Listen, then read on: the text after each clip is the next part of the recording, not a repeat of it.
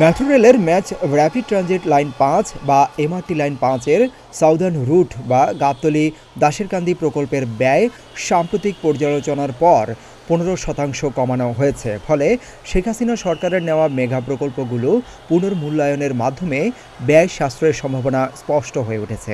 Metro rail পরিচালনাকারী প্রতিষ্ঠান Dhaka mass transit company limited বা ডিএমটিসিএল-এর প্রকল্পটি পুনর্মূল্যায়নের পর ৬,৮৯৮ কোটি টাকা ব্যয় কমেছে।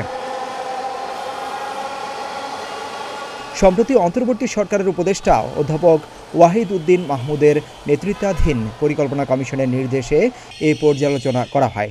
সংশোধিত প্রকল্প প্রস্তাবটি সড়ক পরিবহন ও মহাসড়ক বিভাগে জমা দেওয়া হয়েছে। সেখান থেকে আরও খরচ হ্রাসের সম্ভাবনা রয়েছে বলে জানানো হয়।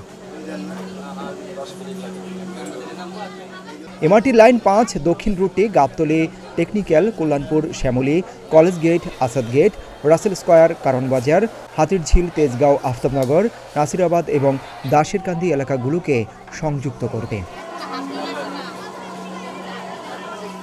এমআরটি লাইন ৫ প্রকল্পে গাবতলী থেকে আফতাবনগর পর্যন্ত ১৩.১০ কিলোমিটার ভূগর্ভস্থ এবং আফতাবনগর থেকে দাসেরকান্দি পর্যন্ত ৪.১০ কিলোমিটার ভূ উপরিস্থ মেট্রো রেল লাইন তৈরি করার কথা রয়েছে।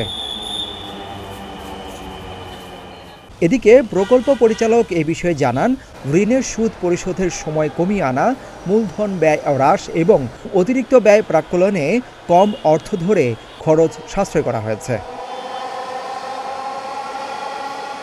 সিদ্দিকুর রহমান রোমন, প্রতিদিনের বাংলাদেশ।